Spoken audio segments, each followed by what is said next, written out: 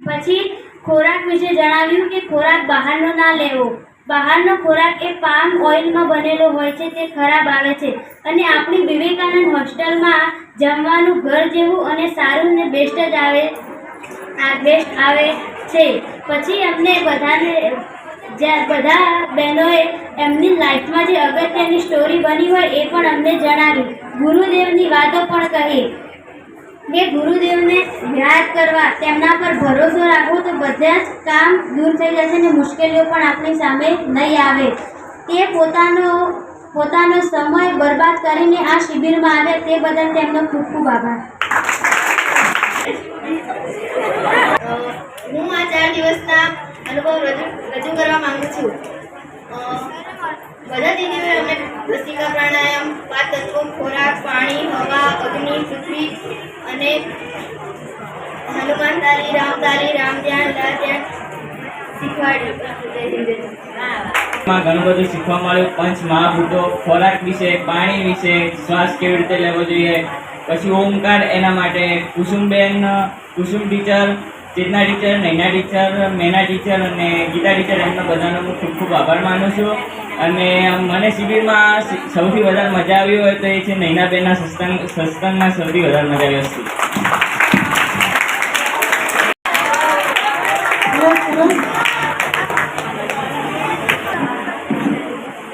અત્રે ઉપસ્થિત સર્વે ગુરુજનો અને મારા વહાલા વિદ્યાર્થી મિત્રોનું હાર્દિક અને શાબ્દિક સ્વાગત કરું છું. મારું નામ ભૂરિયા દિવાક્ષી ચેતનભાઈ છે. હું ધોરણ 9માં અભ્યાસ કરું છું. આપણે જાણીએ છીએ કે આપણે હોસ્ટેલમાં દર વર્ષે નવચેતના શિબિરનું આયોજન થાય છે. ક્યારેક અમને દીદી કહે ને કે નવચેતના શિબિરમાં જવાનું છે, ત્યારે તમે એટલા ઝૂમી ઉઠીએ ને કે વાત જ ના થાય. ગ્રુપમાં વાતો કરવા માંડીએ અને એની વાતો તો ખબર નહીં ક્યાંય પૂરી થાય.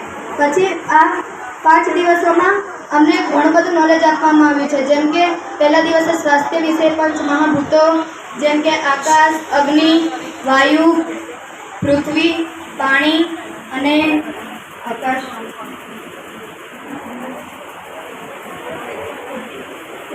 એ 5 મહાભૂતો. પછી બીજા દિવસે પાણી વિશે શીખવાડવામાં આવ્યું કે જેમાં આપણા શરીરમાં 60% પાણી હોય છે. પાણીને કઈ રીતે ઉપયોગ કરવો, બગાડ ના કરવો, કઈ રીતે ઉપયોગ કરીને પછી આપણે ક્યાં જવા દેવું એને એ પણ શીખવાડવામાં આવ્યું. ત્રીજા દિવસે ખોરાક વિશે કે ફ્રૂટ 1 કલાકમાં આપણા શરીરમાં પચી જાય છે અને જંક ફૂડ લેવું નહીં. એ વખતે કુસુમ દીદી આપણને પણ નાના બાળકનો કિસ્સો પણ સંભળાવ્યો હતો, જે જંક ફૂડ લઈને ઓપરેશન કરાયું હતું. એ પછી હું એટલું કહેવા માંગુ છું, છેલ્લે હું શ્લોક બોલીને મારી વાણીને વિરામ આપીશ. રામ રામેતિ રામેતિ રમે રામો નમો રમે સહસ્રનામ તત્તુલ્યમ રામ નામ વરાનને. અસ્તુ. જય હિન્દ, જય ભારત. ખૂબ સરસ. રક્ષા મંત્ર છે, બધાએ કંઠસ્થ કરી લેવો, બોલવો. બોલ મિતાલીને કહીશ કે તે તેના અનુભવ રજૂ કરશે.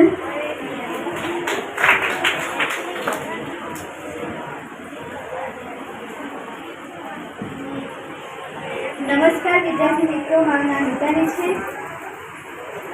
આજે હું નવચેતના શિબિરના જે અનુભવ છે એ કહેવા માંગુ છું. સૌપ્રથમ પહેલા દિવસે શિબિરમાં ઓમકાર બોલાવ્યા હતા, શ્લોક બોલાવ્યા હતા, ભસ્ત્રિકા પ્રાણાયામ હતું, ત્યારે પણ ખૂબ મજા આવી હતી. બીજા દિવસે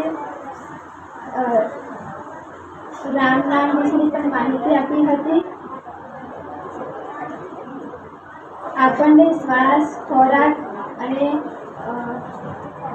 વિવિધ જ્ઞાન પણ આપ્યું હતું. સરસ. પંચ તત્વો જો બધાને યાદ રહી ગયા છે, કંઠસ્થ થઈ ગયા છે. દરજી હંસને કહીશ કે તે તેના અનુભવ રજૂ કરશે. નમસ્કાર, હું આ સંસ્થામાં પહેલી વાર આવી છું અને આ 4 દિવસના નવચેતના શિબિર જે ચાલી રહ્યું છે એના અનુભવ હું રજૂ કરવા માંગુ છું.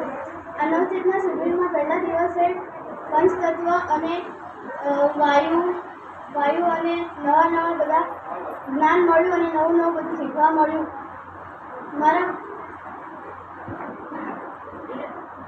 મને નૈના મેમના સત્સંગમાં બહુ મજા આવી અને ચેતના મેમે જે તેમની સંઘર્ષની સ્ટોરી કીધી એમાંથી કંઈક નવું શીખવા મળ્યું છે કે આપણે આપણો નિર્ણય પર અટલ રહેવું જોઈએ.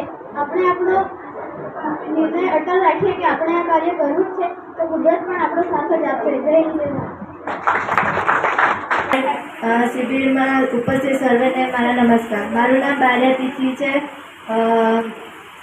આજે આ શિબિરનો 5મો દિવસ એટલે કે છેલ્લા દિવસ છે એટલે હું તમને મારા નવચેતન શિબિર વિશેના અનુભવો રજૂ કરવા માગું છું. અહીંયા મને આ શિબિરમાં બહુ જ મજા આવી, પણ સૌથી વધારે મજા મને રામ ધ્યાન અને નાની નાની વાર્તાઓ સાંભળવામાં મજા આવી. મેં 5 તત્વો વિશેની માહિતી મેળવી, પછી રામ ધ્યાન ભસ્ત્રિકા દ્વારા આપણા શરીરમાં કેટલું ઉપયોગી છે એના વિશે પણ જાણ્યું. અમે જે જ્ઞાનથી અંજાણ હતા એ જ્ઞાન વિશેની અમને માહિતી પ્રાપ્ત થઈ. છેલ્લે હું એટલું જ કહીશ કે બધા ટીચરોએ પોતાનો કિંમતી સમય અમને આપ્યો એના માટે તો દિલથી તમારો ખૂબ ખૂબ આભાર છે. અસ્તુ. રામકૃષ્ણને કહીશ કે તે આવી અહીં એના અનુભવ રજૂ કરશે. અહીં ઉપસ્થિત સર્વને મારા નમસ્કાર. હું ગાંધી કૃષ્ણ મારા નવચેતના શિબિરના 4 દિવસના અનુભવ કહીશ તો આપ સૌ શાંતિથી સાંભળજો. સૌપ્રથમ તો કુસુમ દીદી, બેના દીદી, નયના દીદી, ગીતા દીદી અને ચેતના દીદીને ખૂબ ખૂબ આભાર કે તમે હસાવતા અને રમાડતા અમને અમારા જીવનનું ઉપયોગી ઘણું બધું જ્ઞાન પીરસ્યું. અહીં અમને રોજે રામ ધ્યાન અને લાધ્યાન કરવામાં આવતું અને ભસ્ત્રિકા પ્રાણાયામ કરવામાં આવતું. પહેલા દિવસે પાણી વિશે ઉપયોગી માહિતી આપવામાં આવી અને વૃક્ષો અને પક્ષીઓને પાણી આપવું જોઈએ તે પણ કીધું. ત્રીજા દિવસે અમને ખોરાક વિશે સમજાવ્યું કે ખોરાકના 3 પ્રકાર હોય છે: સાત્વિક ખોરાક, રાજસિક ખોરાક અને તામસિક ખોરાક. સાત્વિક ખોરાકમાં દાળ ભાત શાક રોટલીનો સમાવેશ થાય છે, જેનું પાચન ટૂંક સમયમાં થઈ જાય છે અને જે લોકો તે ખોરાકનું ગ્રહણ કરતા હોય તે લોકો શાંત સ્વભાવના હોય છે. બીજું છે રાજસિક ખોરાક. આ ખોરાકમાં અત્યંત ગળ્યું કે તીખું ચટપટું જેવા ખોરાકનો સમાવેશ થાય છે. આ ખોરાક ખાનારા લોકોનો સ્વભાવ ચંચળ હોય છે, તે કોઈ પણ એક જગ્યાએ સ્થિર નથી થઈ શકતા. પછી છે તામસિક ખોરાક. આ ખોરાકમાં માંસાહારી ખોરાકનો સમાવેશ થાય છે, જેને પચતા ઘણો બધો સમય લાગે છે અને તે જે લોકો આ ખોરાક ખાય છે તેને ગુસ્સો જલ્દી આવી જાય છે. અંતે હું એટલું જ કહેવા માગું છું કે તમે તમારો સમય બીજી શેડ્યુલમાંથી થોડોક સમય અમારા માટે બચાવીને અહીંયા આવ્યા અને અમને ઉપયોગી જ્ઞાન પીરસ્યું તે બદલ તમારો ખૂબ ખૂબ આભાર.